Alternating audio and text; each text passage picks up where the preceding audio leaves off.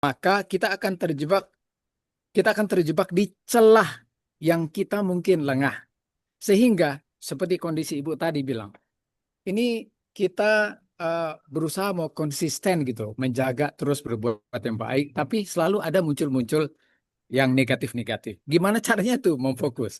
Jadi kalau kita sudah terbiasa untuk mengetahui dan menganalisa serta mengobservasi semua pilihan informasi yang kita mau sikapi, maka kita punya otoritas untuk memfilternya, lalu memilih, mempertimbangkan. Kita punya PFC itu yang bekerja saat kita mulai memproses dalam pertimbangan kita. Ini nggak bagus, lalu konsekuensinya akan merugikan orang atau merugikan diri sendiri. Saya harus milih tuh, Bu, antara memilih informasi yang masuk antara godaan dengan konsekuensi yang saya pertimbangkan. Kalau saya ikut lagi begini, maka konsekuensi dan dampak negatifnya akan kena ke saya dulu, baru ke orang lain. Berarti kita yang harus memilih. Betul enggak? Kita yang harus memilih, jangan. Say no. Itu kayak reflection dan self-talk. Kalau di istilah umumnya. Tapi secara alkitabiah, itu sama dengan kita bukan cuma berbicara kepada diri kita tentang konsekuensi buruk, tapi saat kita berbicara kepada kita melakukan self-talk, kita kasih ruang untuk Roh Kudus menegaskan pilihan mana yang harus kita ambil. Makanya Amsal 1 ayat 8 atau 10, boleh cek, tolong koreksi kalau saya salah. Itu jika seseorang, coba saya supaya jelas aja ya. Uh, Amsal 1 ayat 10 kalau tidak salah, saya coba. Hai anakku, jikalau orang Amsal, berdosa hendak membujuk engkau, janganlah engkau menurut. Amsal siap, 1 ayat 10. oke, siap, ayat 10 berarti. Itu kan komentar, saya tidak tahu saya pernah singgung di sini atau di seminar yang lain, tapi ada komentar khusus, mereka yang punya Alkitab yang ada Ellen G. White Comments, itu akan baca komentar Mrs. White khusus untuk ayat 10. Waktu dia bicara mengomentari tentang apa maksud ayat ini. Hai anakku, kalau orang berdosa hendak membujuk engkau, janganlah engkau menurut. Kata jangan itu kan sebagai advokasi, advice, ya, saran, sugesti untuk memilih tidak mengikuti. Sementara kalimat selanjutnya adalah subjek, Anda, engkau. Jadi nasihat dari firman mengatakan jangan untuk godaan, maka Anda harus menyikapi dan mengambil tindakan untuk tidak mengikuti godaan tersebut. Kan simpel sebenarnya. Nah, Ellen White berikan komentar itu saat kita digoda, dia dalam bahasa Inggrisnya itu bunyinya dart a prayer to heaven. Dart itu istilah bahasa Inggris untuk menarik busur, lalu bersedia melepaskannya. Jadi pas dilepas itu, jadi secara otomatis dan cepat, secepat kita berkomunikasi, kita punya jalur informasi yang masuk dan keluar dari nerve, dari otak itu, lewat nervous system. Itu saya pernah posting gitu di video klip toh, itu sekitar 1.800 sekian kilometer per jam. Bayangkan secepat itu informasi yang masuk, meskipun cuma sekilas. Jadi saat itu diilustrasikan untuk melepaskan busur dengan doa dan meditasi, itu artinya Anda membutuhkan tuntunan Roh Kudus. Dan itu hanya bisa dilakukan oleh orang yang mendevelop skills-nya secara konsisten untuk bergantung kepada Tuhan. Sama seperti Yesus di Taman Getsemani.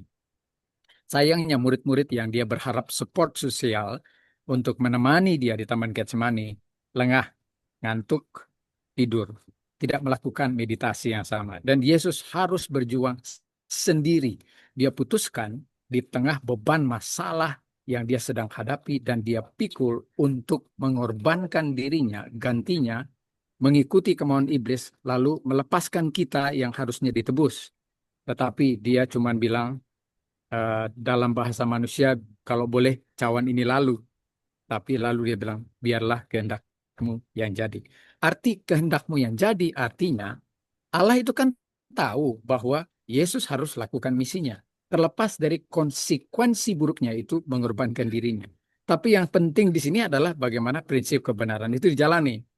Ya, Rasul Paulus bilang, orang yang beribadah kepada Tuhan itu di akhir zaman akan dianiaya. Aniayanya itu bukan cuma perang, penderitaan dan lain sebagainya. Itu termasuk eh, apa namanya tekanan mental dari masalah Pikiran. yang dihadapi. Ya, melalui pikiran.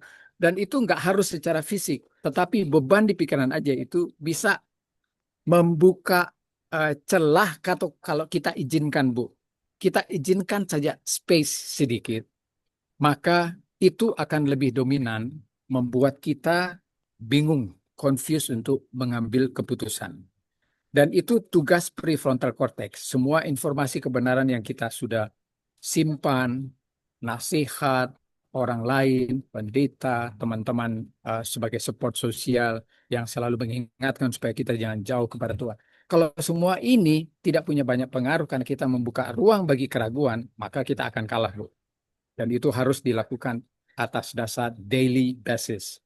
Kalau dibilang daily basis itu satu hari itu kan ada detik, ada menit, ada jam, ada hari. Satu hari itu kalau kita menang saja per detik kita nggak kasih celah sama iblis. Kita harus maintain. Ya, enggak ada orang sekali selamat terus selamat. Saat kita Amin. berhasil di situ, setan akan mencari cara lain. Ya, dia mau lihat sudut mana yang kita lengah. Dan itu yang harus kita jaga, Bu. Saya selalu bilang sama khususnya anak-anak muda. Tadi pagi kan kita ada evaluasi di sini. Saya lagi mendampingi teman-teman pengurus PA yang baru karena kita baru saja melakukan pemilihan pegawai jemaat yang baru. Jadi secara khusus anak-anak PA itu ngumpul, staf yang lama akan berpisah dengan staf yang baru. Saya kasih tahu sama mereka, jangan menerima pemahaman dunia yang berkata bahwa rata-rata generasi muda sekarang ini kurang kontrol, gampang tersinggung, mudah emosi, tidak sabar, terlalu cepat mengambil keputusan sampai menyesal kemudian. Kayak gitulah di label kita punya generasi muda. Tapi saya terus ingatkan, Rasul Paulus sarankan, jangan seorang pun menganggap engkau rendah Mudah, atau muda. mudah. Jadi teladan. Artinya, bahkan dalam masa usia dini, mereka itu harus dilatih, Bu, skill mentalnya. Harus dikasih tahu bagaimana cara memilih yang benar, supaya itu lebih dominan sebagai kekuatan resiliensi mereka dibanding pusing tekanan dari faktor eksternal. Mau itu social pressure, mau itu digital pressure, social media pressure, kan itu semua kan masuk. Kita yang punya filter. Jadi mereka itu harus develop skillsnya mulai dari usia dini. Jadi kalau mereka bisa seperti Daniel dan kawan-kawan misalnya, di zamannya Daniel itu usia mereka itu mungkin tidak semudah mereka sekarang, Bu. Tapi kan perbandingnya kita beda. Mereka itu masih terbilang muda kalaupun mereka sudah usia 60, 70, bahkan 100 tahun. Kenapa? Usia mereka di sana itu bisa sampai 300 tahun, 400, bayangkan itu salah sampai 900-an. Ya. Jadi perbandingannya itu dalam konteks usia tidak jadi jaminan kalau yang muda itu luluh, gampang luluh. Saya kasih semangat sama mereka. Kalau Daniel bisa, cuman 3 orang teman-temannya disuruh sembah di lembah Dura. Dan mereka berdiri tegak hanya karena mengikuti kebenaran Tuhan. Dan itu jadi mindset mereka untuk tetap kuat. Meskipun konsekuensi ancamannya dapur api. Ya, tapi mereka berhasil. Dan kita mau tanya sama anak-anak muda sekarang. Kalau kalian sudah baca, lalu imajinasikan kondisi eh, teman-temannya Daniel, Sadrak, Mesak, dan Abednego. Sekarang itu coba kalian ilustrasikan bahwa dapur api itu adalah kehilangan kebinasaan kalian dengan semua materi iblis yang dikemas dengan berbagai macam rupa sekarang. Tetapi metode untuk mengganggu Anda punya pikiran, kalian punya pikiran itu adalah semua yang kita lihat di sekeliling. Teknologi, hiburan, buku-buku, sosial media, eh, social pressure, peer pressure, bahkan dari orang tua sendiri. Tadi pagi itu ada yang bersaksi bahwa latar belakang orang tua itu mereka saksikan orang tua bertengkar. Ada ayahnya yang eh, tempeleng ibunya, kemudian anaknya jadi bereaksi dengan cepat, lalu memukul papanya sampai berdarah itu. Ini cerita betul, saya tapi saya nggak sebut nama. Tapi itu jadi semacam pelajaran ke anak-anak yang lain. Di usia mereka yang masih sekitar 20-an tahun. Itu sudah bereaksi seperti itu waktu lihat orang tua mereka. Pelajarannya apa? Mereka sendiri yang sadari. Mereka menyesal. Maksudnya terlalu cepat. Tapi kan itu kayak proteksi. Mereka tidak suka lihat ibunya dianiaya. Ya kan? Mereka cari figur eh, bapak yang bertanggung jawab. Tapi fakta dan realitanya kan kejadiannya itu mereka alami. Sekarang ke depannya, bagaimana supaya ini tidak jadi trauma? Jadi saya harus benar-benar sensitif membuat mereka eh, apa namanya, jangan terlalu terbenam dengan pikiran masa lalu yang meresahkan. Tapi jadikan itu peringatan. Pelajaran sekolah sahabat kita satu pekan yang lalu ada ayat hafalan itu. Jadi peringatan ke depan. Dalam arti bahwa kita menentukan masa depan kita. Kalau masa lalu menentukan masa depan kita, bahaya. Karena kita bisa mengulangi kejadian yang sama kalau kita jadi bapak dan suami setelah kita berkeluarga. Ya, kayak gitulah mungkin prosesnya. Aduh, saya terlalu panjang menjelaskan, cuman saya tidak mau ada miss tentang konsep bagaimana kita secara konsisten menjaga kita punya avenues. Karena ya, itu beda-beda tipis, Bu, antara kita lengah dan celah. Makanya Rasul Paulus bilang, jangan beri kesempatan kepada iblis. Itu benar-benar sensitif. Terima kasih. Puji Tuhan untuk penjelasan yang luar biasa ya ini. Harus banyak berdoa, minta Roh Kudus untuk penjelasan ini dilakukan di dalam hidup. Itu yang penting. Karena sudah begitu jelas dan firman Tuhan juga begitu jelas ya, buku Roh Nubuat juga begitu jelas, menolong kita umat-umat Tuhan untuk bisa menjaga pikiran ini sesuai dengan firman Tuhan. Terima kasih Pastor Dave. Jika ada saudara-saudara yang lain lagi yang mau Sama-sama. bertanya, inilah kesempatan kita bisa dikasih 1 jam oleh Pastor Dave untuk menanyakan materi kemarin. Jika saudara belum puas, tolong ditanyakan. Dan ini Pastor Dave juga udah kasih waktu ya. Pastor, Silakan. saya punya teman mungkin berhubungan banget sama yang tadi Kak Lili tanyakan karena berhubungan dengan negative thinking. Jadi negative thinkingnya dia memang lumayan tinggi karena dia juga pernah kecurian di rumahnya. Jadi bahkan setiap dia mau masuk ke rumah tuh dia jadi sampai negative thinking ya, waduh, jangan-jangan nanti ada pencurinya lagi nih gitu kan. Jadi tiap mau masuk tuh dia mau masuk rumahnya pasti dia mengulang akan yang di pikirannya itu. Terus kayak kita kan atau misalnya dia lagi em, anaknya belum udah usia untuk menikah gitu kan, terus belum punya pacar, terus dia udah banding-bandingin gitu, aduh yang lain tuh udah nikah anaknya, kok anak saya punya pacar juga belum gitu. Jadi segala sesuatu tuh pasti dia pikirin, bahkan aduh berat badan saya naik lagi nih 2 kilo gitu kan. Padahal saya udah makannya, udah udah nggak makan malam gitu.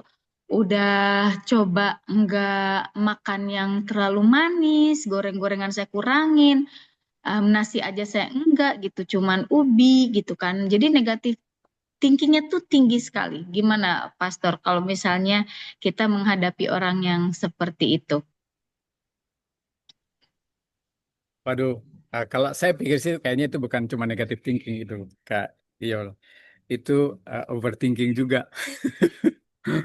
Karena itu kayak memproyeksikan apa yang sebenarnya belum terjadi, tapi dia sudah mengasosiasikan, menghubungkan dengan peristiwa yang sudah terjadi sebelumnya. Uh, Kalau kan kita adalah kita kenal tentang konsep ada tiga uh, kategori kalau bicara soal mental health. Yang pertama uh, itu depresi itu adalah uh, kekhawatiran masa lalu. Kalau stres itu adalah tekanan di masa yang sekarang. Tapi kalau anxiety itu adalah kecemasan masa yang akan datang. Dan itu tiga hal ini banyak dihadapi oleh sebagian besar orang. Tidak peduli dia agamanya apa, tidak peduli dia rasnya apa. Kalau seseorang sudah lebih dominan memikirkan tentang masa lalu yang dia takuti, kecenderungan dia untuk mendapatkan depresi bisa tinggi juga. Apalagi ditambah dengan stres yang dia hadapi pada hari itu, present day. Kemudian ditambah lagi dengan anxiety, kekhawatirannya. Alkitab kan jelas ya, menegaskan tentang bagaimana sikap kita dengan masa lalu. Ellen White menekankan, kita harus ingat kebaikan Tuhan. Semua yang bikin kita susah nggak perlu diingat. Karena ngapain susah-susah bawa masa lalu ke masa yang sekarang, gitu kan?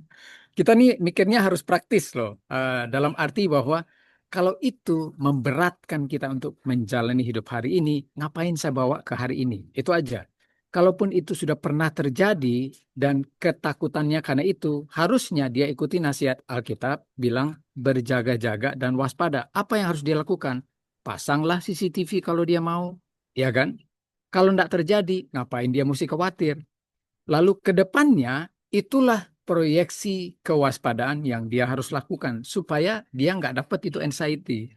Karena anxiety itu berhubungan dengan kejadian yang dia sudah prediksikan akan terjadi ke depan gara-gara masa lalunya.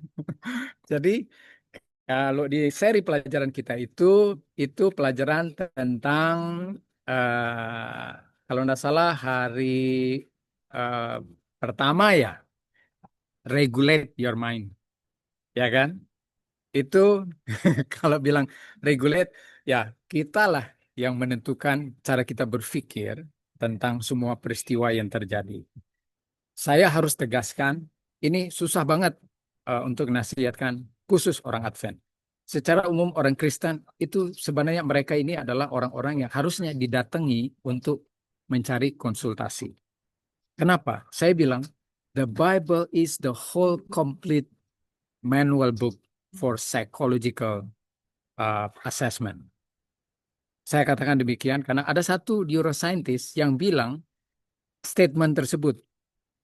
Dia menekankan tentang the Bible itu neuropsychological manual book. Bayangkan, saintis. Dia menjelaskan bahwa semua nasihat di Alkitab itu semua berkaitan dengan psychological dan thoughts yang akan memanage kepribadian seseorang, sikap, dan respon mereka terhadap semua peristiwa yang mereka jalani. Sampai dulu kalau tidak salah ada satu pendeta terkenal yang bilang bahwa dunia ini sebenarnya harus bersyukur kenapa orang-orang Kristen itu ada. Karena justru karena mereka, dunia ini tidak seperti yang kita bayangkan sekarang. Kenapa?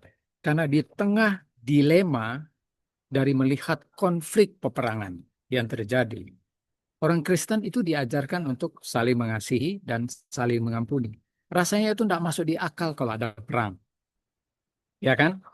Yang berikut, di tengah problematik antara orang yang membunuh sesama karena dendam yang disimpan, Alkitab mengajarkan kita untuk mengampuni, memaafkan. Bahkan mengajarkannya itu kayak di luar batas pemikiran manusia. Masa musuh didoakan? Nggak lucu kan? Tapi itu justru apa namanya, semacam panduan untuk mengubah hati seseorang. Saya mau saksikan kejadian kemarin di jemaat saya. Jemaat ini sudah 2 tahun konflik internal. Ada 2 kubu. Lalu tiba-tiba saya ditempatkan di situ. Selama 2 tahun itu bermasalah. Ada yang pemilihan nggak selesai sampai 8 bulan. Tidak ada posisi pengurus jemaat. Jadi tiba-tiba saya ditempatkan ke sana. Baru saya bilang, saya berdoa, saya bilang sama Tuhan, saya mungkin punya skills dalam konteks psikologi, mencoba mengamati reaksi, ekspresi. Saya bisa lihat dari mata kalau orang sedang merencanakan sesuatu dari kata-kata yang dia mengucapkan di forum rapat. panitia istimewa atau panitia pemilih, bahkan saat memilih pengurus jemaat. Dan saat itu dituangkan dan diekspresikan lewat kata-kata yang tekanan dan intonasinya bisa kita ambil kesimpulan bahwa dia sedang mengarah kepada seseorang, itu bisa ditebak banget. Dan itu memicu perdebatan. Saya berusaha semaksimal mungkin supaya tiap kali celah iblis gunakan, saya selalu berdoa, saya bilang, Tuhan berikan saya kesabaran. Jadi kalau pas nada naik, mereka berdebat, kemudian ini saya berusaha tenangkan, karena kalau saya tambah lagi, kayak tambah gas, tambah panas, tambah rame, ya kan? Jadi saya berdoa, saya bilang, Tuhan berikan saya kesabaran, dan selalu berikan saya nada kelembutan. Karena saya ingat Ellen White bilang, eh, antidot untuk meredakan kemarahan dan emosi itu adalah suara yang lembut. Ya toh? Dan Roh Kudus tidak pernah bekerja dengan kasar. Saya ingat terus, jadi saya nggak pernah marah orang, saya nggak pernah tegur orang dengan kasar. Tapi kadang-kadang saya bawa ke joke supaya cair lagi dia punya feelings. Dan puji Tuhan, itu berhasil, saudara-saudara. Singkat cerita, hasil pemilihan itu selesai hanya dalam waktu 2 minggu. 1 minggu proses panitia istimewa sampai ke panitia pemilih. 1 minggu kemudian pemilihan pengurus jemaat. Dan itu nggak pernah terjadi di jemaat ini. Jadi, saudara bisa bayangkan, kalau seseorang tidak berusaha meregulate pikirannya dan membiarkan celah untuk roh setan mengganggu dengan mengintimidasi pola pikirnya, mereka bisa gunakan ekspresi wajah, mata, bahkan kata-kata dan intonasi untuk mencoba men-trigger konflik. Pelajaran sekolah sahabat kita itu kan menegur kita juga tuh 1 minggu yang lalu toh tentang konflik dalam bahasa Israel. Kita tinggal di daerah yang Tuhan izinkan untuk kita duduki, tetapi kita bertengkar di tanah yang Tuhan sudah janjikan. Samalah itu ilustrasinya dengan jemaat yang dipercayakan misalnya, atau organisasi yang dipercayakan. Sekarang ini lagi banyak tren lah isu tentang hasil pemilihan yang diatur, sudah dipimpin dengan doa. Saya pahami, menyaksikan itu di grup statement-statement, nyelekit, sampai apa, dan lain sebagainya lah. Tapi saya mengolah semua ungkapan dan ekspresi orang di WhatsApp grup. Karena saya tahu Kalau dia WhatsApp topik. orang itu berbeda cara merespon berdasarkan latar belakang bagaimana dia mendevelop skills dan rohnya kalau dituntun oleh roh Tuhan. Karena kalau tidak, sudah pasti cuma ada 2 alternatif untuk melihat dan mengambil kesimpulan. Setiap kali ada indikasi akan mengarah kepada konflik dan perdebatan yang diikuti dengan emotional respon, maka sudah pasti itu bukan tuntunan roh. Nah, jadi ya singkat cerita, saya mau simpulkan bahwa orang tersebut yang Ibu ungkapkan ini harus benar-benar belajar mendisiplin diri dan mindsetnya. Karena tidak bisa kan instan. Karena mungkin sudah biasa dia. Tadi Ibu bilang sudah tinggi itu presentasinya. Dan merubahnya itu memang tidak mudah. Tapi kan bukan berarti tidak bisa. Jadi beliau harus belajar meregulasi pikirannya, lalu menempatkan semua nasihat yang dia baca, itu harus lebih dominan, menimpa pola pikir yang dia sudah build, yang dia sudah develop. Kayak kekhawatiran karena masa lalu pernah dicuri. Jadi dia nggak bikin apa-apa, tapi cuma khawatir. Maksudnya apa gunanya kalau dia khawatir? Malah merugikan dirinya kan secara mental. Jadi apa yang harus dia lakukan? Antisipasi lah. Anticipation itu adalah fungsi kerja otak. Jadi otak itu menolong kita mengantisipasi. Itu saat kita antisipasi, tentunya yang kita pilih adalah antisipasi yang benar, yang dampaknya harus positif ke kita dan positif ke orang lain. Dan tidak semua orang mudah untuk melakukan itu. Ya, tapi mau tidak mau harus dilakukan. Saya selalu bilang sama klien, tips sudah dikasih tahu, teknik sudah diungkapkan, dan metode Alkitabiah sudah dipaparkan. Sekarang tinggal tergantung individu yang bersangkutan. Dia mau melakukannya apa tidak. Atau menyerah pada kondisinya. Nah, ini kembali lagi ke klien. Karena keberhasilan konsultasi itu bukan terletak pada konsultannya atau psikolognya, tapi bagaimana kliennya menerapkan ini berdasarkan situasi dan kondisi yang dia alami. Makanya samalah kayak murid-murid Yesus. Dari 12, tidak semua 12 sempurna.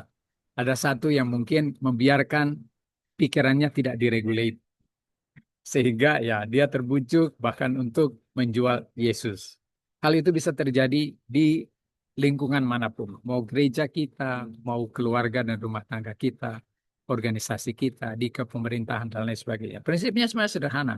Kita yang punya otak, kita yang punya pikiran, kita yang harus bekerja sama dengan Tuhan untuk meregulate kita punya pikiran.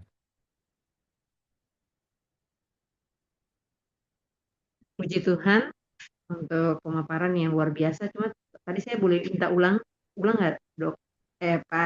Pastor. Ya, Depresi, tingkatannya tuh depresi tuh ada 3 tuh apalagi, Pastor? depresi itu yang masa lalu ya, masa lampau. Ya.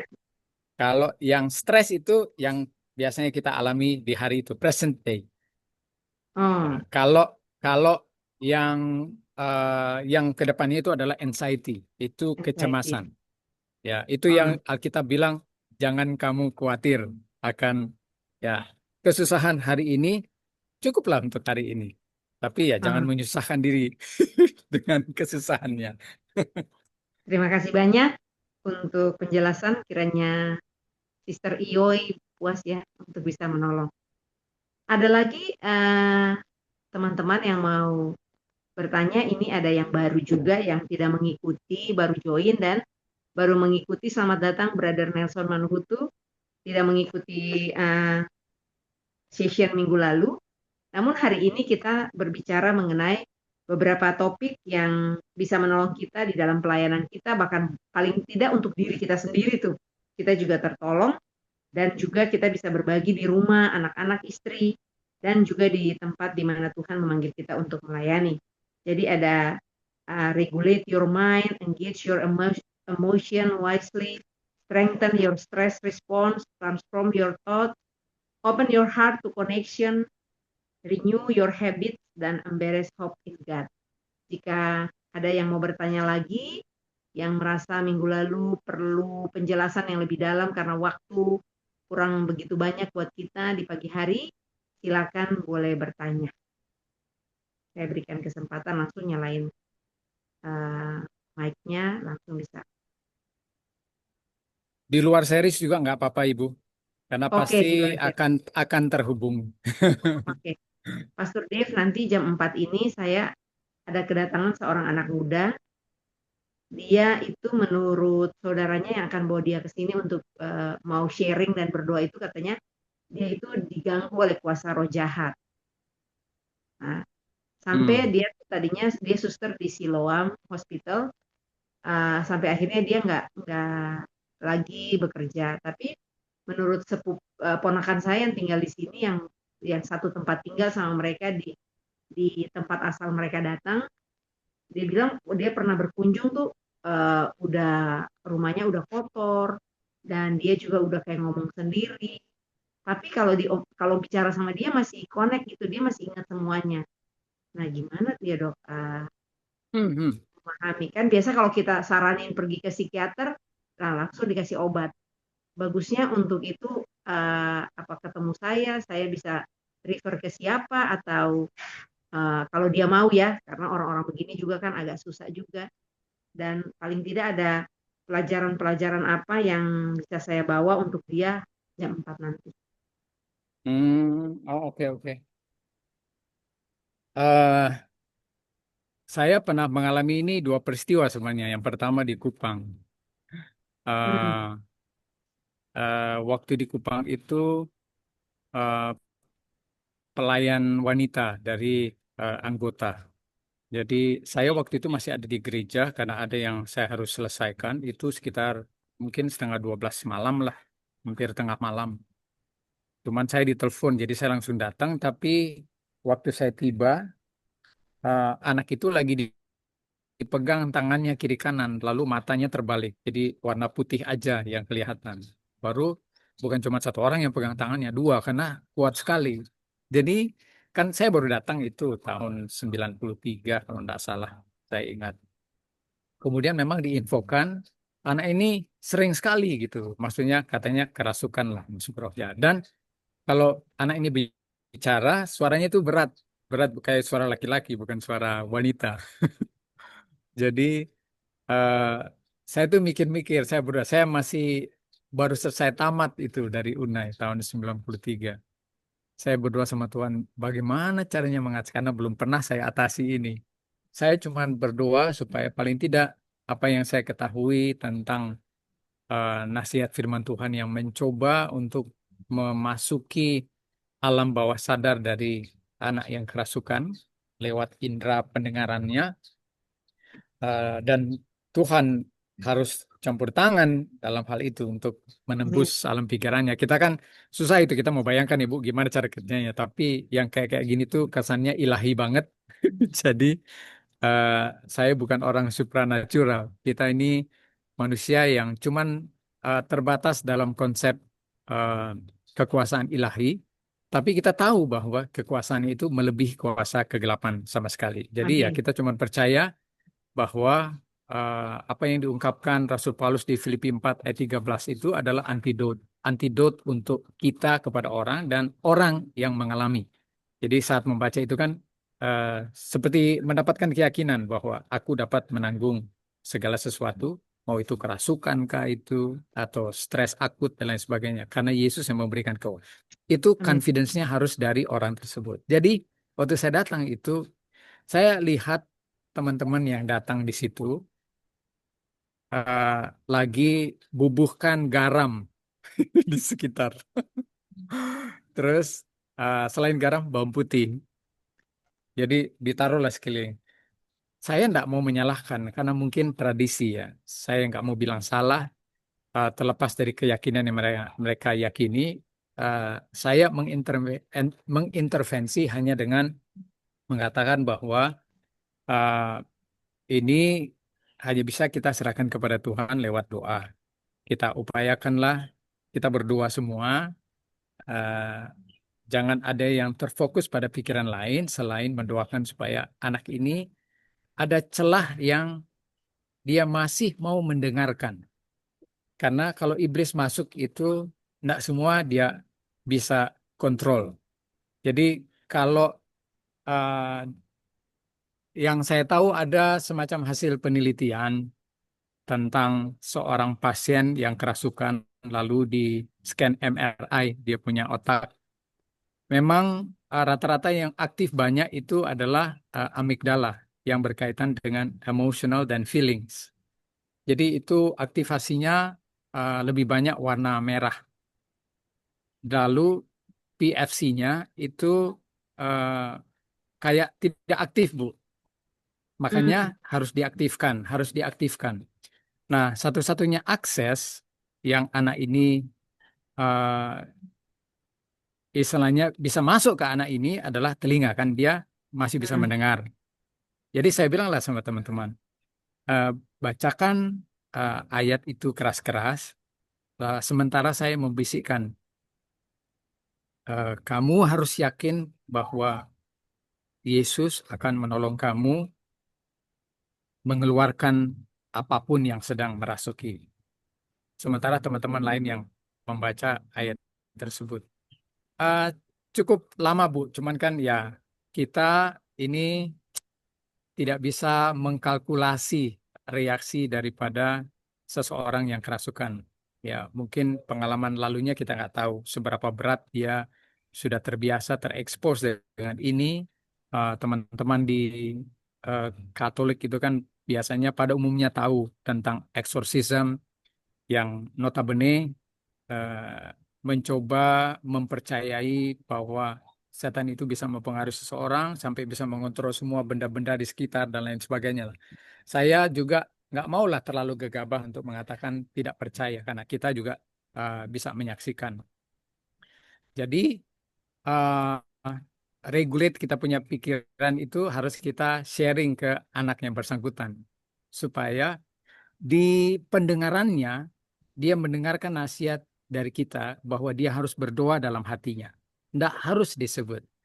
Nah, kita tidak tahu bagaimana Roh Suci bekerja, Bu. Tapi kalau tidak salah, saya mencoba mengkalkulasi rentang.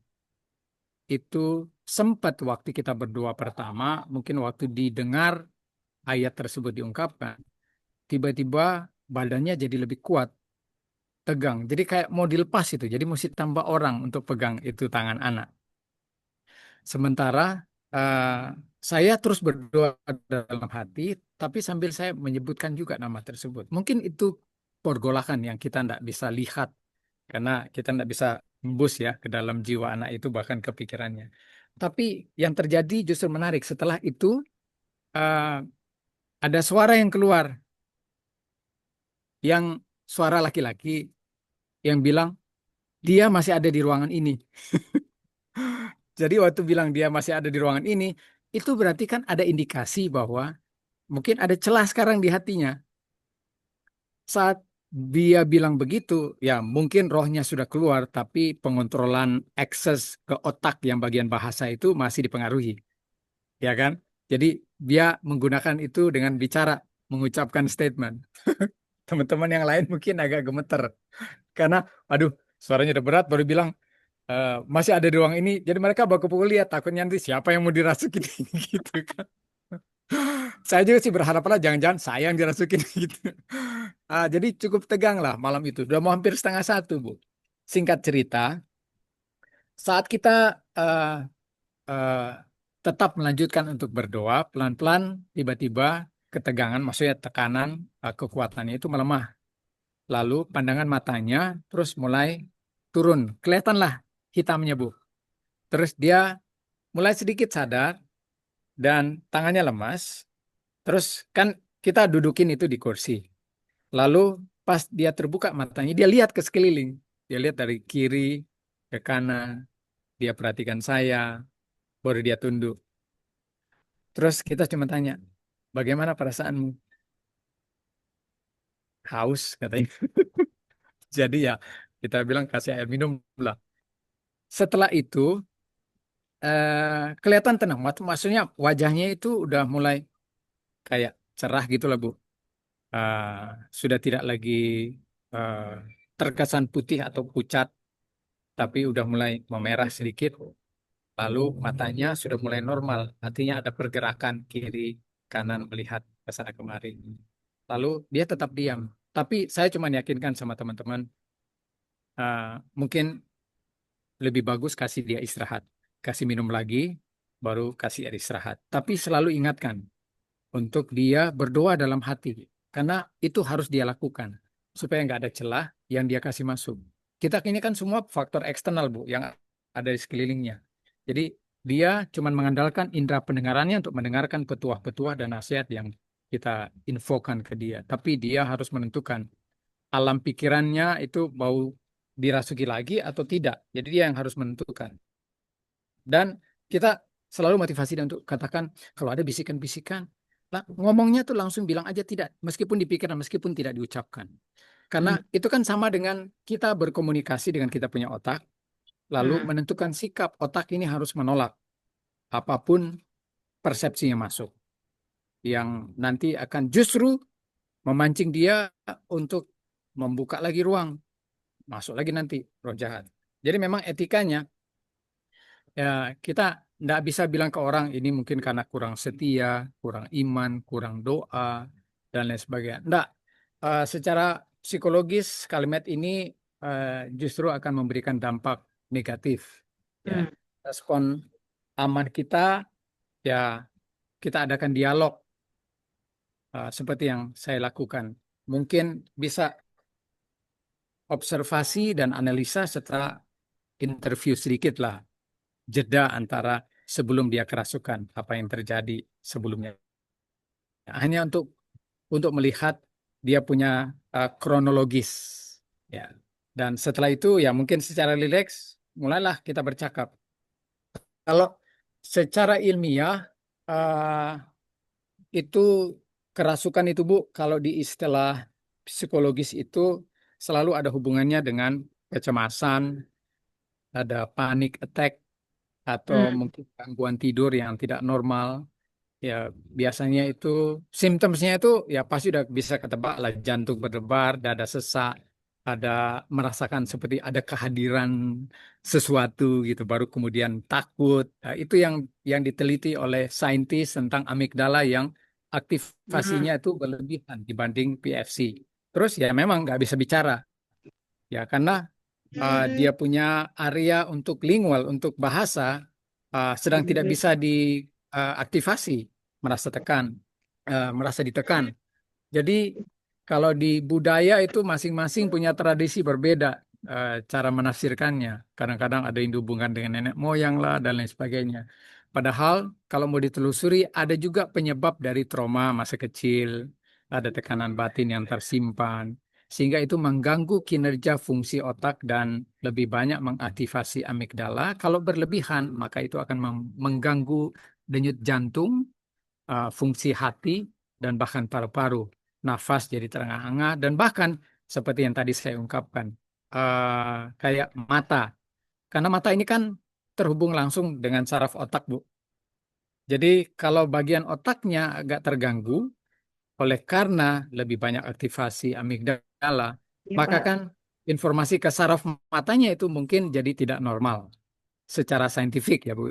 Sehingga yang harusnya ya turun apa pupil hitamnya itu normal di Hmm. tengah, tiba-tiba terus membelalak. Nah, kita yang mungkin karena terobsesi dengan peristiwa lalu tentang kerasukan, roh jahat dan lain sebagainya, paling kita baca realita di dalam Alkitab itu kisah yang di Gedara, ya kan? Hmm. Eh, Betul. cara Yesus itu ya cuman membentak, cuman suruh keluar. Dalam dalam konsep psikologis ada semacam apa namanya eh, kayak shock terapi itu, shock terapi ke otak yang langsung meredakan amigdala punya reaksi, lalu kemudian PFC-nya teraktivasi dan yang kita baca kisahnya di Alkitab ya roh-roh jahat itu keluar lalu minta Tuhan langsung mengirimkan mereka kemana? Ke babi.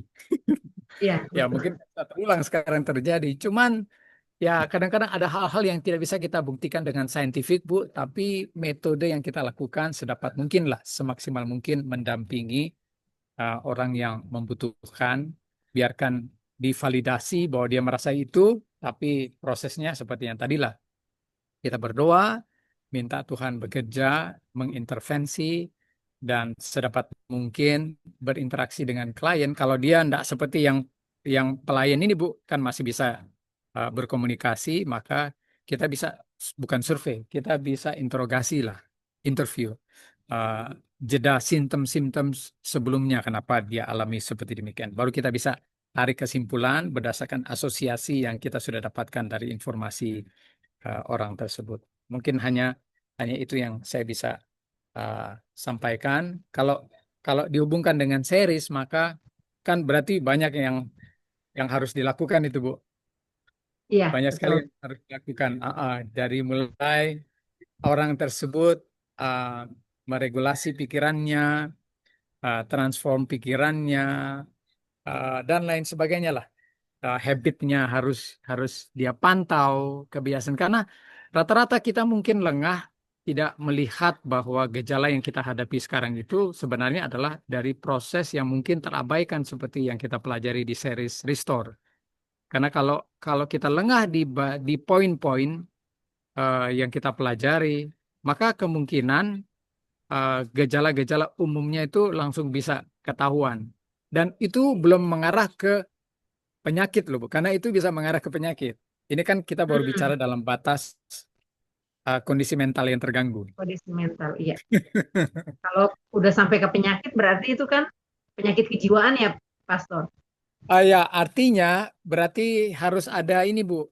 Em, harus ada semacam obat penenang yang menetralisir Hmm. apa namanya kinerja otak untuk merespon melalui jalur chemicals, Hmm. medicines. Nah, Kalau ini orang yang persoalannya adalah, kalau orang oh, yang bersangkutan belum bisa respon secara normal untuk nasihat yang kita konsultasikan. oke.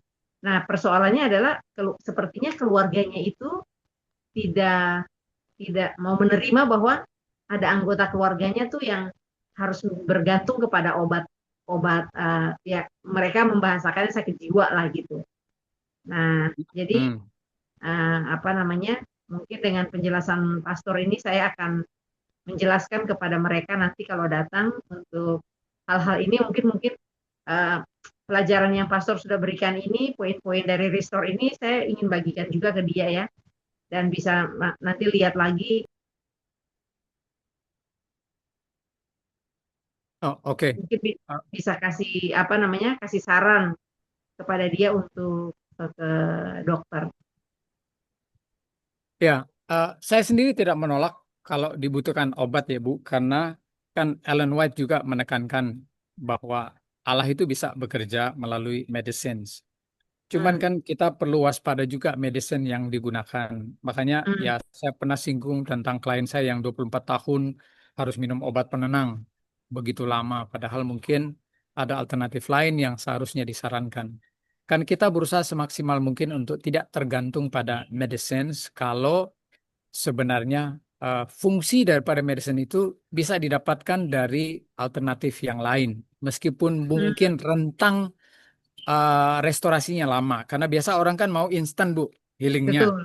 makanya akhirnya jatuhnya cepet ya larinya ke medicines, harus obat harus gini, padahal Hmm, eh, dalam ilmu sebelum ilmu kedokteran ada kan kita tahu lah nenek moyang kita dari dulu sudah banyak membuktikan bahwa jalur natural remedies itu kan banyak bermanfaat hmm, dan efek sampingnya kan tidak terlalu banyak Bu. Tapi kalau hmm, kita sudah bicara medicines yang diproduk di pabrik, terlepas dari bahannya natural, saya nggak salahkan. Cuman ada orang-orang tertentu yang sensitif, Bu, dengan elemen-elemen obat yang digunakan. Ada yang alergi, ada yang dampaknya ke organ tubuh yang lain. Kan itu yang kita nggak tahu. Nah, kalau pergi ke dokternya, makanya biasanya mereka itu tanya, ada alergi nggak? eh, apa namanya biasa minum obat nggak gitu dan lain sebagainya hmm, atau eh, ditanya nanti tensi apa segala macam karena ada obat-obat yang memang akan men-trigger organ yang lain meskipun hmm. itu dimaksudkan untuk menyembuhkan spot yang berbeda sama kayak Jadi kemo Bu, eh, kemo juga kan maunya merusak menyerang yang lain. tumornya ya kan. Hmm, Menyerang tumornya atau menghabiskan kankernya tapi kan organ lain eh, peka terserah. sekali sama kemo, ya kan? Dan itu bisa berdampak. Ada orang yang tahan, tapi ada orang yang artinya setelah menjalani beberapa kemo malah lebih parah kondisi fisiknya. Jadi memang benar-benar kita harus apa namanya membuka wawasan luas kalau kita bicara soal healing process. Karena itu akan berkaitan dengan kondisi tubuh tiap orang. Metabolisme berbeda, reaksi terhadap obat berbeda, latar belakang pola makan dan pola diet serta olahraga menentukan. Ada orang yang sekali dikasih obat tertentu karena dia rutin mungkin olahraga bisa lebih cepat sembuh. Ada yang sama sekali malas olahraga cuma mau bergantung sama obat, lama baru sembuh. Terus makannya juga dilarang sama dokter tapi tetap aja dia larang langgar misalnya gitu kan. Jadi reaksi obat itu bisa berbeda bergantung pada pasien yang bersangkutan. Terima kasih Pak Pastor Devi untuk penjelasan yang sangat luar biasa. Saya terberkati dengan penjelasan ini untuk bisa menolong orang-orang lain yang Tuhan izinkan untuk dikirim ya dalam pelayanan saya. Puji Tuhan. Jika sahabat-sahabat masih mau bertanya lagi, saya berikan kesempatan. Mungkin Pak Nelson Manuhutu mau bertanya di luar topik yang Bapak enggak hadir pun boleh. Ataukah yang lain, mari silakan.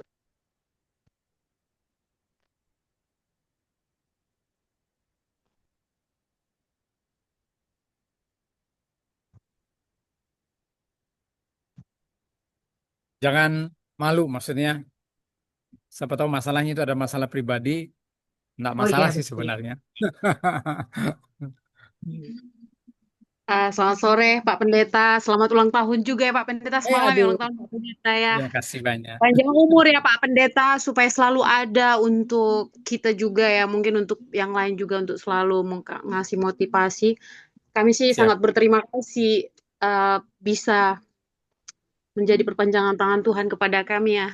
Eh, Sangat banyak sekali, terutama kepada diri saya sendiri ya Pak Pendeta. Memang saya sudah coba juga dalam seminggu ini ya, bagaimana teori yang sudah pendeta sampaikan untuk tidak terlalu banyak menggunakan amigdala gitu kan.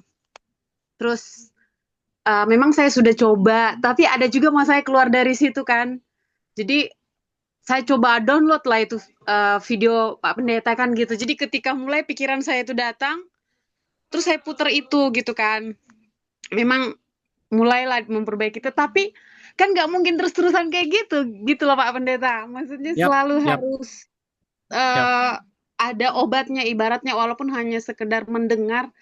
Bagaimana kita supaya benar-benar bisa? Apakah bisa hanya seperti yang Bapak Pendeta bilang kemarin, berapa ya, 21 hari itu Ya, kalau akan berubah? dilakukan konsisten ya, Bu, hasil penelitian. Harus konsisten ya Pak Pen. Ya, Terus ya, kalau jangan putus. 60 hari baru 3 bulan menjadi tabiat seperti itu. Jadi saya Ya, pikir saya nggak mau lah terus-terusan harus tergantung seperti itu. Kalau lagi ya. ngobrol sama kita kayak gini, kita tenang Pak Pen. Maksudnya, iya ya, tapi kan nggak mungkin seperti ini terus kayak gitu. Keadaan kan gitu Pak Pen. Berarti kan kita akan ada masa kita sendiri akan berjalan seperti itu.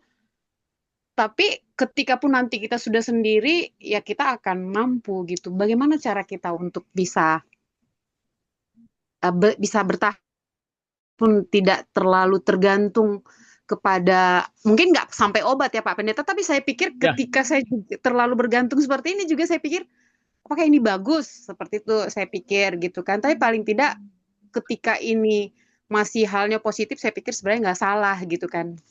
Tapi saya mau, bukan hanya saya yang mau sembuh, tapi kan nggak mungkin juga Pak Pendeta, orang mau saya sembuhkan sementara saya sendiri juga belum begitu sembuh seperti itu. Jadi bagaimana cara kita supaya kita boleh juga menyampaikan kepada orang lain, dan juga kita boleh menjadi perpanjangan tangan Tuhan. Kan nggak semua mau datang. Misalnya kayak kita ini punya kesempatan ada di Zoom seperti ini Kak ya. Pendeta, tapi orang lain juga mungkin nggak pengen, tapi sebenarnya pengen, mereka juga sebenarnya pengen sembuh seperti itu. Bagaimana caranya Pak Pendeta supaya apa Nah, ya, penggunaan amigdala itu tidak terlalu dominan terus-terusan, sehingga kita juga boleh menjadi perpanjangan tangan Tuhan juga, walaupun mungkin di hal-hal kecil gitu Pak Pendeta. Terima kasih. siap, siap. Terima kasih Ibu pertanyaannya. Ini juga yang di concern sama beberapa teman-teman, klien, dan beberapa yang bergumul tentang ketergantungan. Ini bahkan ketergantungan spiritual, Bu. Dalam konsep kasus Ibu, kayak misalnya harus dengar video atau berharap saya bicara dan lain sebagainya. Sebenarnya kalau saya mau bilang simpelnya itu ya, Ibu harus mampukan untuk konsisten melakukannya secara rutin. Karena itu akan membentuk resiliensinya Ibu. Cuman kan ini bergantung pada respon dan reaksi Ibu berdasarkan informasi yang masuk. Ibu sudah tahu petuahnya dan teknisnya yang sudah dipelajari bersama. Tinggal bagaimana Ibu memaintain, mendevelop skills-nya supaya itu dibentuk sendiri. Tiap kali ada celah mau pergi, Ibu langsung change, langsung transform, langsung replace dan lain sebagainya. Itu harus secara berkesinambungan dilakukan. Saya tidak menganjurkan orang untuk terus-terus nonton video presentasi, atau bahkan saya bilang tidak harus bertanya kepada saya. Karena saya ini kan mungkin cuma jalur berkat, tanda kutip, sesaat. Sesaat dalam arti bergantung pada orang nih, reaksi dan responnya. Kalau dia bagus, dia punya developing skills, dia akan konsisten melakukannya secara berulang-ulang, maka itu akan menajamkan skills-nya.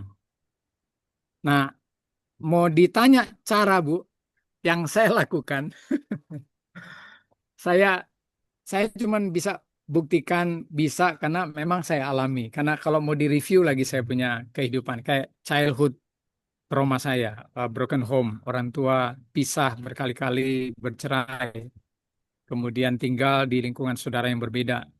Kalau mau dipikir, trauma melihat langsung orang tua bertengkar dan lain sebagainya.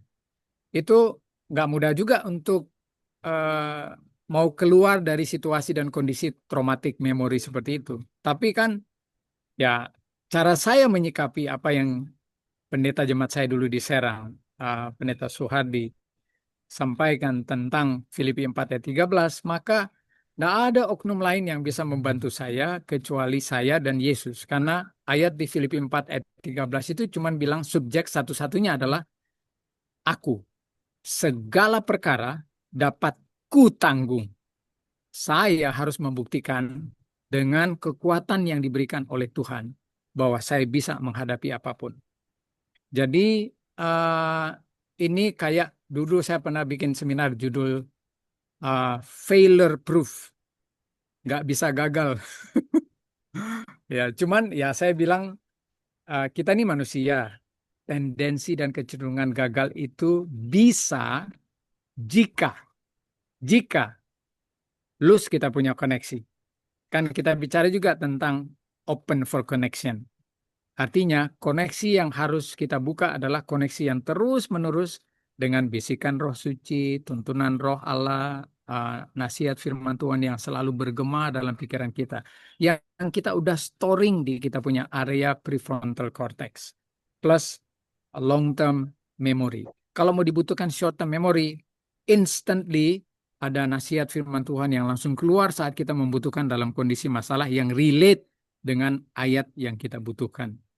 Banyak itu di postingan. Cuman kan, yaitu praktisnya, tidak semua orang mau menerapkan secara komitmen dan konsisten untuk bisa mendevelop skills-nya dalam ini cerdik-cerdiknya dan bijak-bijaknya dia. Setiap kali dia punya celah, ada informasi negatif masuk, ada godaan dari luar mengintervensi. Semua dijaga, semua jalur filter, kemudian memutuskan untuk mengambil sikap yang benar. Act wisely. Dan itu bukan tidak bisa didevelop. Saya pastikan, saya bukti hidup. Ya, saya bukti hidup. Nggak tahu kalau saya pernah saksikan bahwa saat saya memberikan celah kepada pertimbangan saya yang sempit sampai saya harus mengakhiri nyawa saya 3 kali upaya mengakhiri nyawa sampai yang kedua terakhir itu saya sempat dibawa ke rumah sakit oleh saya punya saudara yang dokter bilang kalau 7 menit terlambat saya sudah nggak ada karena saya sudah terlanjur minum obat. Sampai di rumah sakit sudah berbusa dan itu dokter harus berupaya keras untuk menghisap semua racun dari obat yang saya minum supaya saya bisa bernafas kembali, jantung saya bisa berdegup normal, tidak kena efek daripada obat yang saya minum. 1 kaplet itu yang isi 12 saya minum 1 sekaligus. Jadi saya belajar dari pengalaman. Kalau saya kasih celah, maka dampaknya akan kena ke saya lebih dulu. Nah, tinggal bagaimana ibu ini mengkultivate, mendevelop konsistensinya itu tidak ada intervensi dari luar kecuali Roh Kudus yang ada di dalam hati dan pikiran ibu. Dan itu harus benar-benar memang dikasih peluang totally.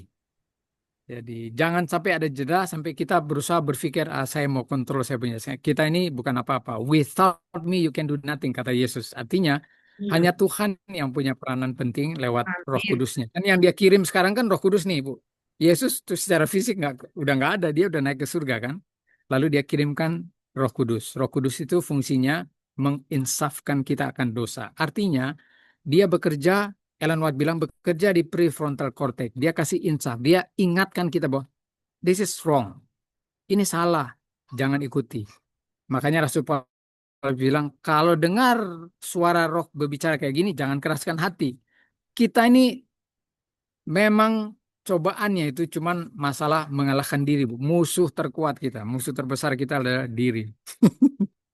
Napoleon yang bilang. Saya udah akui itu kalau saya Kalau saya udah memutuskan untuk mengambil keputusan sendiri, biar lagi nasihat pendeta, biar lagi saya tahu bahwa Tuhan ada, Tuhan nggak bisa intervensi, dia nggak bisa bantu kalau kita nggak mau dibantu. Ellen White tegaskan itu. Dia nggak bisa memimpin kita kalau kita nggak mau nggak mau dipimpin oleh Tuhan. Jadi memang kita ini kekuatannya juga besar juga, Bu. Kekuatan untuk dibinasakan, untuk jatuh ke dalam dosa. Kuat banget itu.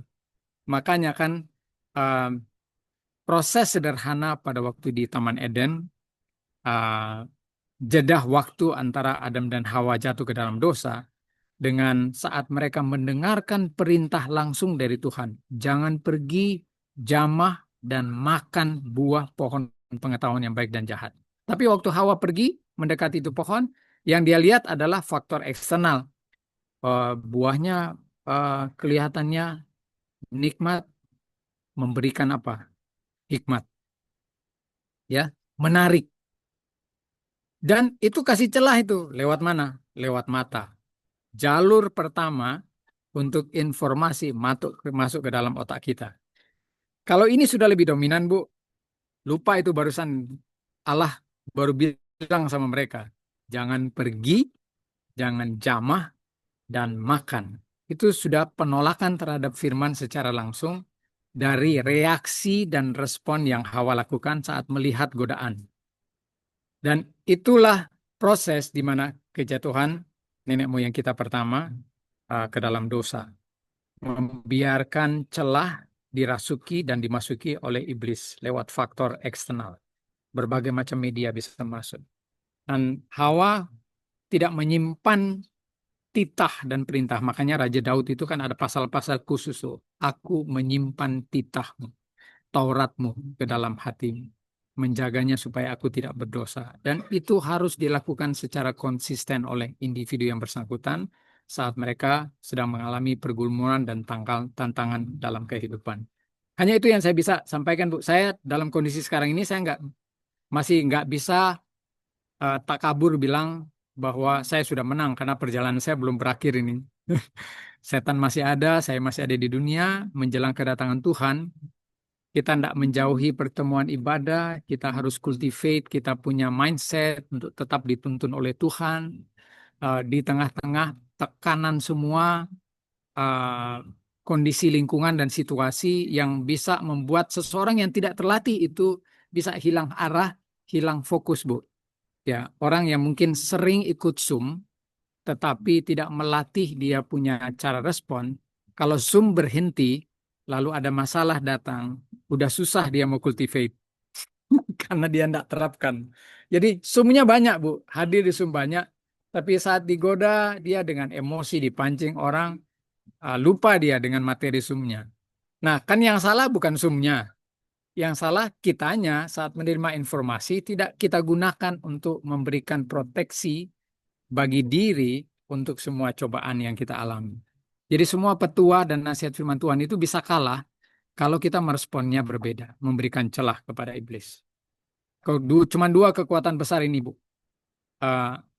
Surga dan ya Allah dan iblis. Kita ini cuma kayak kayak media, ajang pertempuran antara yang baik dan jahat. Kalau kita kasih celah kepada setan, maka setan menang. Kalau kita berikan peluang kepada Roh Kudus, maka kita akan tetap menjadi miliknya. Dan itulah yang mungkin dilema ya bagi semua orang untuk menjaga supaya kita tetap berada dalam lindungan dan pemeliharaan Tuhan dan tetap dimampukan berdasarkan kuasa pilih yang kita putuskan untuk selalu mendengar Tuhan dan menolak secara total apapun godaan yang masuk. Mudah-mudahan membantu Ibu Teti. Terima kasih Pak Pendeta, sangat membantu. Puji Tuhan untuk jawaban yang sangat indah pada sore hari ini. Kiranya Kak Teti semakin dikuatkan ya untuk bisa menghadapi semua tantangan-tantangan dari dalam diri. Nah, ini pertempuran yang paling terakhir itu adalah melawan diri ini. Nah, saya juga merasakan ya bahwa dari satu masa ke masa Tuhan izinkan semuanya terjadi untuk membentuk tabiat, tapi untuk diri ini, waduh, ini sampai masuk kubur nih kayaknya pendeta. Penuh dengan perjuangan. Jadi puji Tuhan ya untuk jawaban-jawaban dan pertanyaan-pertanyaan yang luar biasa. Masih adakah yang mau bertanya lagi? Kita masih punya sedikit waktu lagi ya. Sampai 30 menit aja ya, Pastor. Siap. Oke. Kan Kalau di Pastor, brosur, di flyer sih katanya sampai selesai. oh sampai selesai ya? Ya udah berarti sampai jam 7 malam. Maksudnya saya masih ada banyak peluang karena saya masih menunggu anak-anak pemuda untuk selesai kegiatan di atas. Tadi saya minta izin keluar. Oh oke. Jadi bagaimana sahabat-sahabat doa? Apakah saudara-saudara masih mau bertanya lagi? Kamisti, mau bertanya tuh. Loh, memang aku ada ini ya, ada ini ya. Iya, Kamisti bilang kan kurang waktu tuh waktu itu.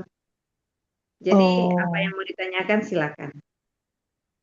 Pengalaman mungkin dengan keluarga atau diri sendiri atau mau berbagi, ya boleh.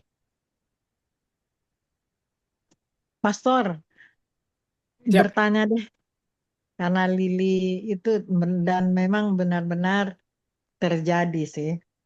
Bagaimana cara kita, tadi kan kita sudah, memang benar apa yang pendeta katakan itu, karena kita sudah praktek ya, dan memang betul-betul kita ibarat kata jadi lebih banyak bahagialah, lebih banyak dimudahkan lah. Eh, jadi yang saya mau tanya sekarang ini ke misalnya menghadapi keluarga yang apa ya, cara pola pikir dia itu memang sudah baik dari kata-kata kasar, pikirannya itu eh, apa ya, dia mau ikut maunya dia. Jadi eh, kalau dia ada masalah sedikit dia lari ke mabuk-mabuk, dia terus kalau kita mau bicara dia baik-baik, dia justru marah. Nah, eh, saya sudah praktek dengan apa yang pastor bilang tadi, tapi untuk lebih lebih kuat lagi, eh, sampai kita sudah intinya ya serahkan ke Tuhan saja karena kita nggak bisa merubah orang ya, tapi Siap. Tuhan bisa ya. Ya, betul. Jadi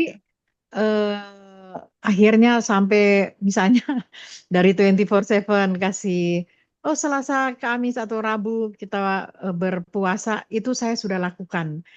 Tapi yang lebih lebih kuat lagi apa ya Pastor? Soalnya kadang-kadang aku rasa-rasa mau menyerah. Aduh Tuhan. Tapi saya selalu berpikir begini, oh ini mungkin Mesti, kamu kan bilang Tuhan berikan aku kesabaran. Nah, ini salah satunya yang kamu harus latih. Jadi untuk lebih kuat ke itu yang pendeta kasih tahu tadi sudah dipraktek dan itu memang banyak kemenangannya. Tetapi lebih mungkin ada cara yang lebih membuat kita itu lebih khususnya untuk kita ya menghadapi seperti ini. eh, terakhir nih Pastor, misalnya ada kejadian, waktu kejadian kalau dulu kan saya lawan dia ya. Karena belum dapat ilmu, belum dapat pengalaman bertahun-tahun yang lalu. Tapi sekarang setelah kita sudah dapat pengalaman, saya apa yang dia misalnya dia marah-marah, dia maki-maki, saya iya sayang, ini. Jadi akhirnya dia ada kemenangan di situ, Pastor. Dia ndak ini lagi, ndak apa namanya, ndak teruskan dia marah-marah ke saya gitu. Hmm. Tetapi yang saya mau itu lebih kuat lagi bagaimana ya, Pastor? Siapa tahu mungkin Pastor ada ide-ide yang lebih eh, baik lagi selain apa yang saya sudah lakukan tadi.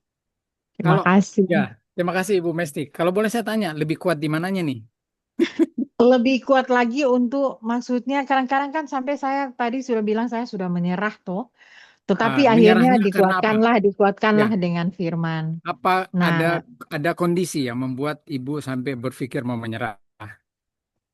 iya karena sudah apa ya, dia sendiri juga orang ini bukannya lebih berubah, maka malah lebih lebih apa ya, kasar, lebih aneh.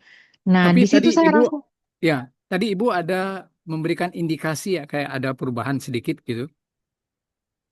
Itu dari iya, yang perubahan itu misalnya kalau dulu kan eh saya kalau dia itu saya bantah dia, saya kasih dia apa namanya dengan masukan-masukan yang agak lebih keras kata-katanya.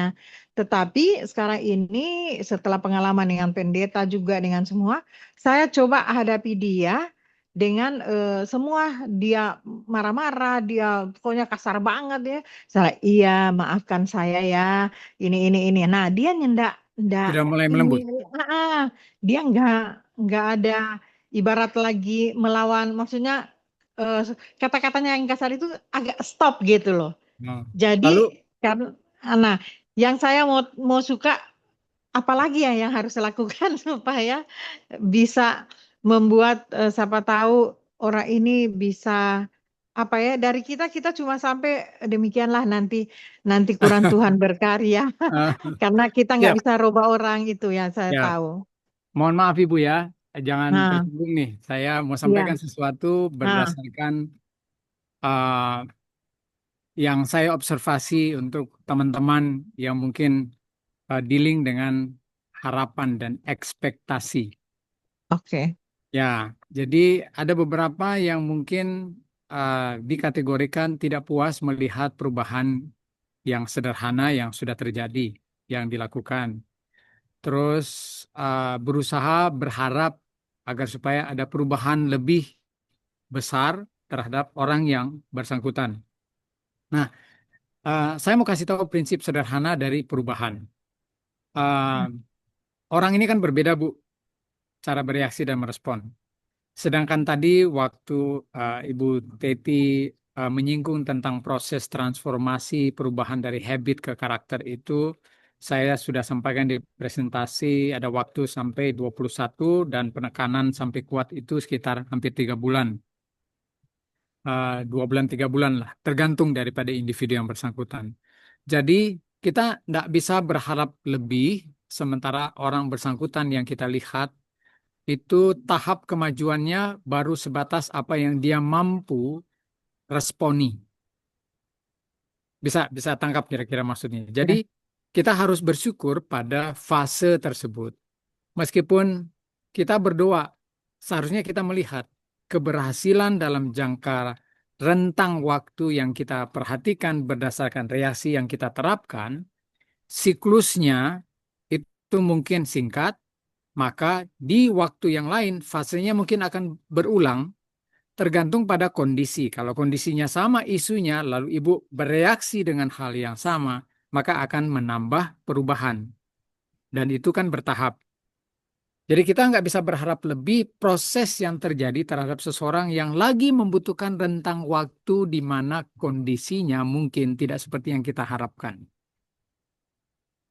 Yang jelas intinya adalah yang ibu terapkan sudah berhasil di area tertentu. Bisa bisa pahami. Dan syukuri dulu itu, Bu. Baru biarkan prosesnya berjalan. Karena kita nggak berharap teknik yang kita lakukan seharusnya secara maksimal langsung kita dapatkan dengan presentasi tinggi. Tidak semua orang bisa berespon dan bereaksi seperti demikian. Makanya yang kita pahami adalah kalau tekniknya itu sudah berhasil di satu orang, kita biarkan secara alami proses itu bekerja berdasarkan penerapan, lalu jangan lupa bahwa itu hanya bisa dilakukan dan metode yang kita lakukan. Oke. Saya nggak bisa kasih kayak tips yang lebih baik untuk Mhm. hasil yang lebih maksimal. Karena penerapan itu bisa berbeda di tiap orang berdasarkan kepribadian dan karakter individunya. Bisa mungkin memahami. Iya, Iya. iya. Makasih, Pastor. Ya, Sudah dipahami. Ya, siap. mungkin kadang-kadang kita sendiri juga perlu ya, Ekspektasi. iya. Karena kadang-kadang memang kita pikir, kok nggak berubah-berubah sih? Iya. Saya mau kasih pengalaman saya kemarin, Bu. Iya. Karena mungkin ada satu anggota yang memang terbiasa sekali selalu menyela perbincangan. Dan itu sudah bertahun-tahun. Jadi orang sudah tahu lah tipenya. Di sekolah sahabat pun begitu. Kadang-kadang pertanyaan di luar daripada konteks. Tapi setiap kali orang menimpalinya dengan nada yang hampir sama, jadi semakin panas. Dan kalau dilayani, terus tidak ditegaskan dan diarahkan, akan berlanjut terus sampai panjang. Kadang-kadang bisa lebih jam. Di rapat pun begitu. Jadi waktu saya ditempatkan di tempat itu kan saya berpikir, ini mengatasi orang ini yang sudah bertahun-tahun eh, menajamkan kebiasaannya dan karakternya. Dalam hati saya, enggak mungkin saya bisa rubah. Ya, otomatis dalam waktu 3 minggu. Dalam proses panitia istimewa, panitia pemilih, sampai ke pemilihan pengurus jemaat.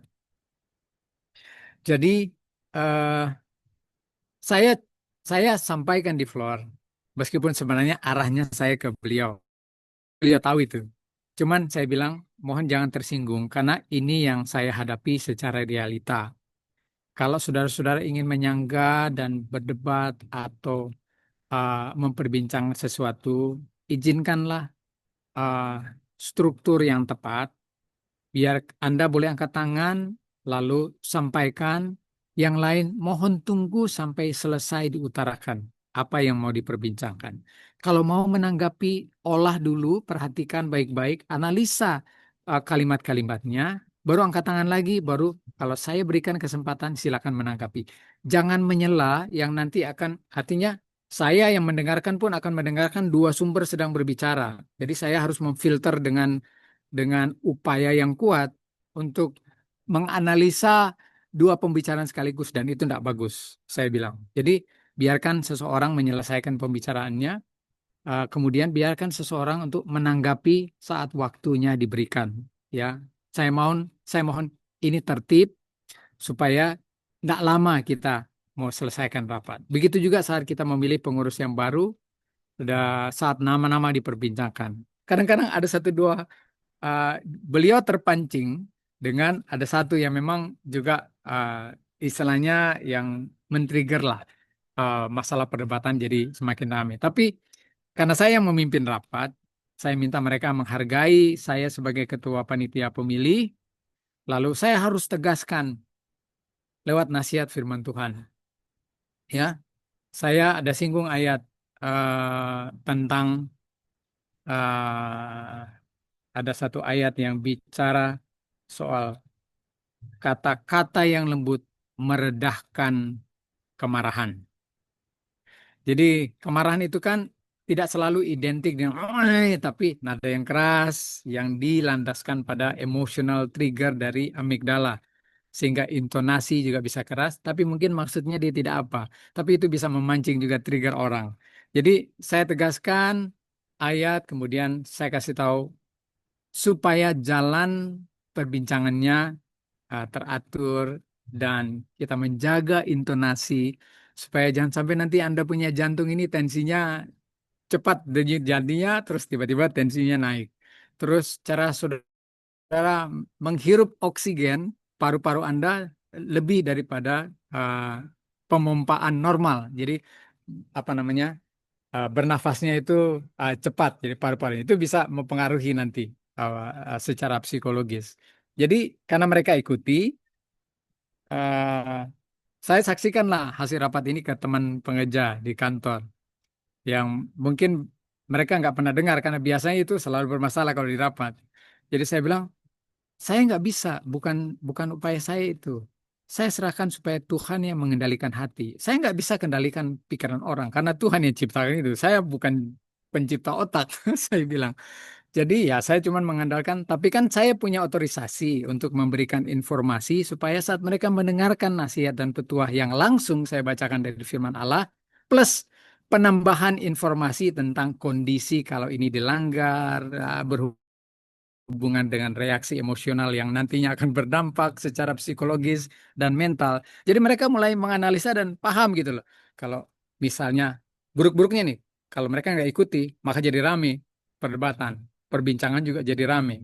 Tapi kalau mereka udah sadar bahwa saya sedang mengarahkan mereka ke sesuatu yang lebih baik, maka otomatis kan prefrontal cortexnya akan lebih dominan menimbang. Jadi lancar itu Bu. Saya senang banget. Saya itu kalau terharu biasanya kan nangis. Jadi saya keluar air mata waktu selesai. Saya bilang terima kasih atas kerjasama. Tuhan benar-benar bekerja dan saudara benar-benar memberikan ruang bagi tuntunan Roh Kudus. Saat dibacakan juga jujur, saya bacakan di depan jemaat, saya menangis. Lama itu baru saya bicara karena saya sedang mengkondisikan supaya saya bisa bicara normal karena emotional feelings. Saya bilang sama jemaat, saya tuh menangis dua hal. Satu bahagia dan bersuka cita, terharu. Satu, saya menangis karena mungkin menempatkan diri pada kondisi menyedihkan tentang seseorang. Ya, cuman itu antara bahagia dan sedih karena melihat orang sedang menderita. Sebenarnya saya bisa tambahkan, cuman saya bilang cuman dua lah. Artinya kesedihan saya sampai saya keluar air mata itu mengekspresikan bahwa satu hal yang saya tidak suka lihat adalah saat seseorang bertengkar dan tidak mengikuti perintah Tuhan lalu membuat persekutuan itu jadi tercerai-berai. Ya, saya punya kerinduan jemaat itu utuh secara keluarga, tidak pandang ras, suku dan berbeda, harus memahami bahwa kondisi latar belakang budaya berbeda. Tapi kalau sudah datang ke gereja, prinsipnya cuma satu, buah-buah roh harus diterapkan. Karena Rasul Paulus tegas bilang itu, dagingan itu harus dibunuh, harus dibuang, harus dimatikan. Kalau saudara hidupkan ini, bisa kacau kita punya jemaat, saya bilang begitu. Jadi kalau rindu, suasana tenang, damai, uh, orang lain akan datang melihat. Karena yang menambahkan keanggotaan jemaat di Kisah pasal 2 untuk jemaat mula-mula, itu bukan kita. Bukan kita punya skills, bukan kita punya program, tapi Tuhan menambahkan setiap hari jiwa ke dalam jemaat. Jadi ya saya cuman expose itu dan manfaatnya. Memang saya langsung bisa lihat lah. Kalau seseorang dituntun oleh roh, hasilnya akan tetap menggembirakan dan memberikan sukacita. Tapi kalau sudah daging yang apa namanya mendominasi Bu, di mana kasih tidak ada, perseteruan dan konflik itu akan terjadi. Puji Tuhan. Terima kasih, diberkati sekali ya. Dan ya kita jangan terlalu berharap.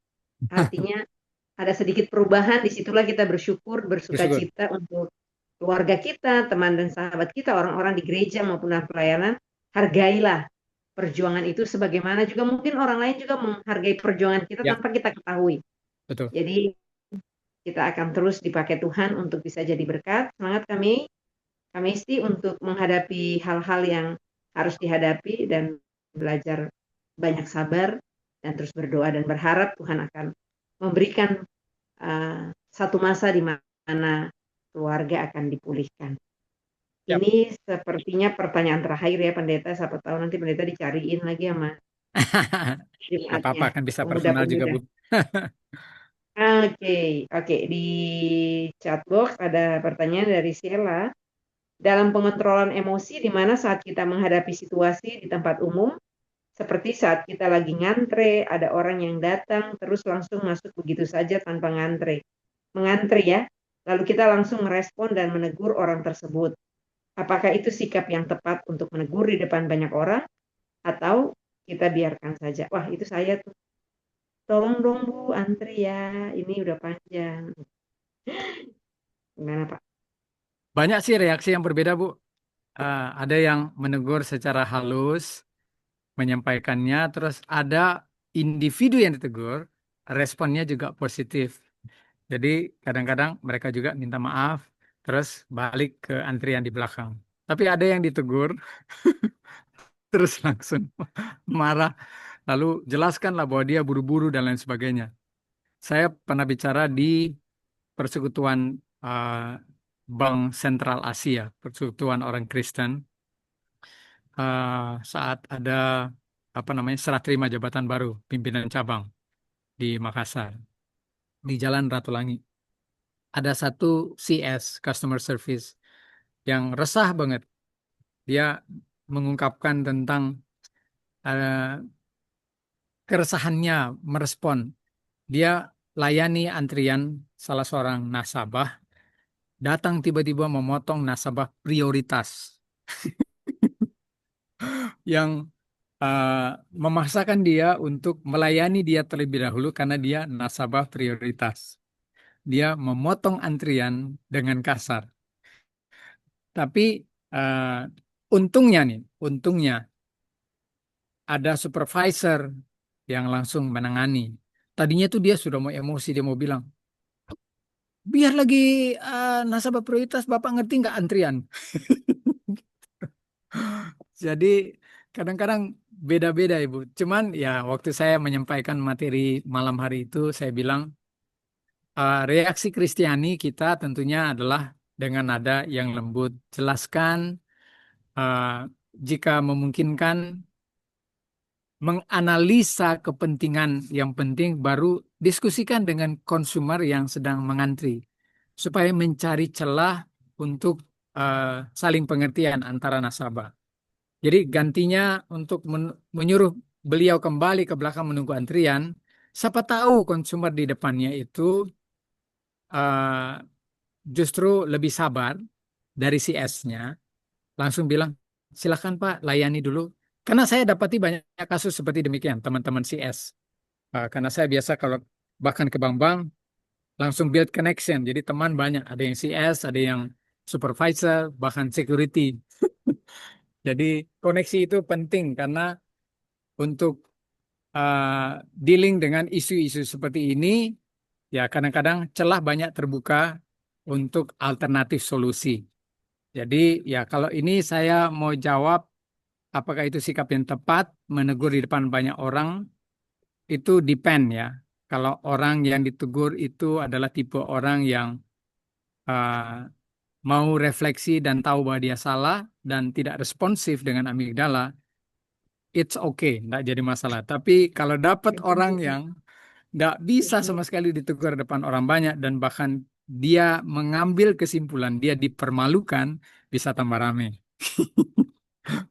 Ya, jadi disesuaikan dengan kondisi, prinsip sederhananya adalah jelaskan dengan lemah lembut untuk kembali kepada antrian, atau bahkan berdiskusi dengan konsumer yang sedang mengantri, apakah bisa diberikan kesempatan kepada orang lain untuk mendahului antriannya. Siapa tahu, kita nggak tahu kan case-nya, siapa tahu dia ngantri karena memang ada hal yang penting dan buru-buru yang harus dia selesaikan. Ya, kalau memang ini berkaitan dengan dia punya etik yang memang tidak sopan, maka kadang-kadang ada teguran yang harus dilakukan bukan oleh kita, tapi kita bisa menghubungi satpam yang ada, security yang ada, untuk beliaulah yang bertugas mengamankan antrian, bukan kita. Setuju. Setuju. Tapi kadang-kadang juga ada yang seperti ini, pendeta. Udah teriak, yang marah ini karena orang yang tidak mengantri ini, dia marah. Orang yang salah ini juga marah juga. Jadi Ya, mungkin si akhirnya orang rame, ini, Bu. mungkin si orang ini juga nggak tahu. Saya pernah beberapa kali kejadian kalau ada mengantri, terus, "Aduh, udah sabar Bu, ibu mengantri aja di belakang ini, udah kita mengantri dari tadi." Ya jadi ya kadang-kadang tergantung situasi dan kondisi ya. Semoga Sela Betul. semakin sabar menghadapi antrian ya. Tenang Sela, kita semua mengantri ke sorga. Semua dapat tanda tangan dari Tuhan Yesus. Oke, pendeta, masih ada lagi ataukah sudah Ini saya ada selesai? lihat satu ini apa artikel, maksudnya apa ada Oh ya, pertanyaan sehubungan dengan artikel ini untuk Kamisti boleh di-copy dan dibuka untuk apa yang menjadi pertanyaan Kamisti tadi, itu sangat bagus. Tadi Oh gitu. saya Mhm, cepat cek juga tuh, bagus. Tapi cuma dalam bahasa Inggris ya, bisa kita pakai translator mhm. lah ya, Ya, untuk bisa, itu bagus sekali ya. Terima kasih untuk saudara Oga. siapa nih? Ya, saudara Olga yang sudah membagikan linknya. Saya juga Ini kayaknya kalau harus. nggak salah dari China ini. Salah seorang peserta di saya punya series yang 1 minggu di Dalian International Fellowship di Cina. Oh, selamat datang Terima kasih saudara sudah Olga. bergabung. Terima kasih udah bergabung ya di Indonesia. Saudari Olga. Oh, saudari Olga. Oke, saudari Olga. Kalau sudah tidak ada lagi, kita akan menutup sesi kita dengan Pastor Dave, agar Pastor juga bisa kembali dengan teman-temannya yang lagi berekreasi. Oke, terima kasih Pastor Dave untuk pertemuan hari ini. Kita semua